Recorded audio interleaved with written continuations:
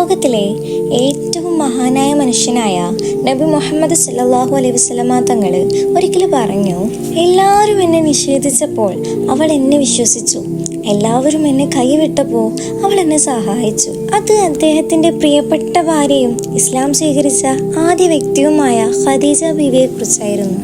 ഇന്ന് നമുക്ക് ആ മഹത്തായ സ്ത്രീയുടെ ജീവിതത്തിലേക്ക് ഒന്ന് യാത്ര ചെയ്യാം. അറേബ്യയിലെ മക്ക നഗരം. അവിശ്വാസവും വിഗ്രഹാരാധനയും അനീതിയും നിറഞ്ഞ ഒരു കാലം. ആ സമൂഹത്തിലെ എല്ലാവരുടെയും ബഹുമാനം നേടിയ ഒരു സ്ത്രീ ഉണ്ടായിരുന്നു. അത് നബി സല്ലല്ലാഹു അലൈഹി വസല്ലമ തങ്ങളുടെ പ്രിയപ്പെട്ട ഭാര്യ ഖദീജ ബീവിയായിരുന്നു. സമ്പത്തും സ്ഥാനമാനങ്ങളും ഉണ്ടായിരുന്നെങ്കിലും അവളുടെ ഏറ്റവും വലിയ സമ്പത്ത് നല്ല സ്വഭാവമായിരുന്നു.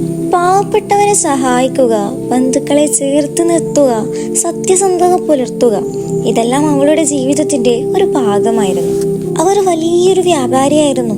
അവരുടെ കച്ചവടങ്ങള് സിറിയയിലേക്കും യമനിലേക്കും യാത്ര ചെയ്യാറുണ്ടായിരുന്നു. അതേ സമയം തന്നെ മക്കയിലെ മറ്റൊരാളും കൂടെ ജനങ്ങളുടെ ഹൃദയത്തിൽ സ്ഥാനം നേടിയിട്ടുണ്ടായിരുന്നു. അത് മുഹമ്മദ് ബിൻ അബ്ദുള്ള, അതായത് മുഹമ്മദ് നബി സല്ലല്ലാഹു അലൈഹി വസല്ലമ തങ്ങളായിരുന്നു. ജനങ്ങൾ അദ്ദേഹത്തെ അൽ അമീൻ, വിശ്വസ്തൻ എന്ന് വിളിച്ചിരുന്നു. കാരണം അദ്ദേഹത്തിൽ നിന്ന് ഒരിക്കലും കള്ളമോ വഞ്ചനയോ ഉണ്ടായിട്ടുണ്ടായിരുന്നില്ല. ഖദീജ ബീവി മുഹമ്മദ് നബിയെ കുറിച്ച് ഒരുപാട് കേട്ടിരുന്നു. അദ്ദേഹത്തിന്റെ സത്യസന്ധതയും നല്ല സ്വഭാവവും അവരെ ആകർഷിച്ചു. അതിനാൽ തന്റെ വ്യാപാര സംഘത്തെ നയിക്കാൻ മുഹമ്മദ് നബിയെ നിയോഗിച്ചു. ആ യാത്ര കഴിഞ്ഞു വന്നപ്പോ ഖദീജ റളിയല്ലാഹു അൻഹു അത്ഭുതപ്പെട്ടു. കാരണം ലാഭം വർദ്ധിച്ചിരുന്നു. പക്ഷേ അതിനേക്കാൾ പ്രധാനമായി മുഹമ്മദ് നബി സല്ലല്ലാഹു അലൈഹി വസല്ലമ തങ്ങളുടെ സ്വഭാവത്തെക്കുറിച്ച് കേട്ടപ്പോൾ ഖദീജ ബീവിയുടെ ഹൃദയത്തെ സ്പർശിച്ചു. അവസാനം അവർ വിവാഹാഭ്യർത്ഥന നടത്തി. അന്ന് മുഹമ്മദ് നബിക്ക് 25 വയസ്സും ഖദീജ ബീവിക്ക് 40 വയസ്സുമായിരുന്നു. വിവാഹം നടന്നു. ആ കുടുംബം സ്നേഹത്തിന്റെയും സമാധാനത്തിന്റെയും മാതൃകയായി മാറി. 25 വർഷത്തോളം അവർ ഒരുമിച്ച് ജീവിച്ചു. ആ കാലയളവിൽ നബി സല്ലല്ലാഹു അലൈഹി വസല്ലമ തങ്ങള് മറ്റൊരു വിവാഹം ചെയ്തിട്ടുണ്ടായിരുന്നില്ല. കാരണം ഖദീജ ബീവിയോടുള്ള സ്നേഹവും ബഹുമാനവും അത്രയും വലുതായിരുന്നു. കാലം അങ്ങനെ കടന്നുപോയി. മുഹമ്മദ് നബി സല്ലല്ലാഹു അലൈഹി വസല്ലമ തങ്ങള് സമൂഹത്തിലെ അനീതികൾ കണ്ട് വേദനിച്ചു. വിഗ്രഹാരാധന, ദരിദ്രരുടെ അവകാശങ്ങളെ നിഷേധിക്കൽ, സ്ത്രീകളെ അപമാനിക്കൽ, ഇതെല്ലാം അദ്ദേഹത്തെ ദുഃഖിപ്പിക്കുകയുണ്ടായി. അതിനാൽ അദ്ദേഹം പലപ്പോഴും ഹിറാ ഗുഹയിലേക്ക് പോകുമായിരുന്നു. അവിടെ ഏകാന്തതയിൽ ചിന്തിക്കുകയും ആരാധന നടത്തുകയും ചെയ്തു. ഒരു രാത്രി, ചരിത്രത്തിലെ ഏറ്റവും മഹത്തായ രാത്രി, ഹിറാ ഗുഹയിൽ ജിബ്രീൽ അലൈഹിസ്സലാം പ്രത്യക്ഷപ്പെട്ടു. ഇഖ്റ. ജിബ്രീൽ അലൈഹിസ്സലാം നബിയോട് പറഞ്ഞു, ഇഖ്റ സൂറത്ത് നിങ്ങൾ പാരായണം ചെയ്യുക. നബി സല്ലല്ലാഹു അലൈഹി വസല്ലമ തങ്ങൾ ഒന്ന് ഭയപ്പെട്ടു. വീണ്ടും പറഞ്ഞു, ഇഖ്റ. അങ്ങനെ ആദ്യ വഹി ഇറങ്ങി. അത് മനുഷ്യരാശിയുടെ ചരിത്രം തന്നെ മാറ്റിമറിച്ച നിമിഷമായിരുന്നു. പക്ഷേ ആ അനുഭവം നബി സല്ലല്ലാഹു അലൈഹി വസല്ലമയെ ഭയപ്പെടുത്തി. അദ്ദേഹം വിറച്ചുകൊണ്ട് വീട്ടിലെത്തി. എന്നെ പുതപ്പിക്കുക എന്ന് അദ്ദേഹം പറഞ്ഞു. ഇവിടെയാണ് ഖദീജയുടെ മഹത്വം നമ്മൾ കാണുന്നത്. അവർ ഭയപ്പെട്ടിട്ടുണ്ടായിരുന്നില്ല. അവർ ആശയക്കുഴപ്പത്തിലാവുകയും ചെയ്തിട്ടില്ല. അവർ നബി സല്ലല്ലാഹു അലൈഹി വസല്ലമയെ ആശ്വസിപ്പിച്ചു.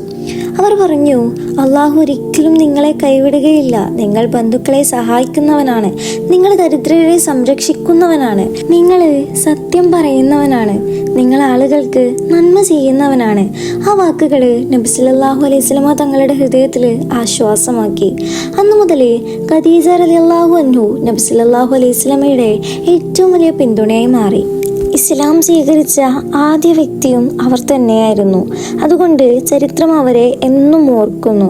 ഇസ്ലാമിന്റെ തുടക്കകാലം വളരെ കഠിനമായിരുന്നു. മുസ്ലിങ്ങളെ പരിഹസിച്ചു. അതുപോലെ തന്നെ ഉപദ്രവിക്കുകയും മർദ്ദിക്കുകയും അപമാനിക്കുകയും ചെയ്തിട്ടുണ്ട്. എന്നാൽ ഓരോ പരീക്ഷണത്തിലും ഖദീജ ബീവി നബിയുടെ അരികിൽ ഉണ്ടായിരുന്നു. ജനങ്ങള് നബിയെ കള്ളനെന്ന് വിളിച്ചപ്പോ ഖദീജ ബീവി പറഞ്ഞു, നിങ്ങൾ സത്യവാനാണ്. ജനങ്ങൾ അദ്ദേഹത്തെ ഉപദ്രവിച്ചപ്പോ ഖദീജ റളിയല്ലാഹു അൻഹു അദ്ദേഹത്തെ ആശ്വസിപ്പിച്ചു. ജനങ്ങൾ അദ്ദേഹത്തെ ഒറ്റപ്പെടുത്തിയപ്പോ ഖദീജ റളിയല്ലാഹു അൻഹു നബിയുടെ കൂടെ നിന്നിട്ടുണ്ടായിരുന്നു.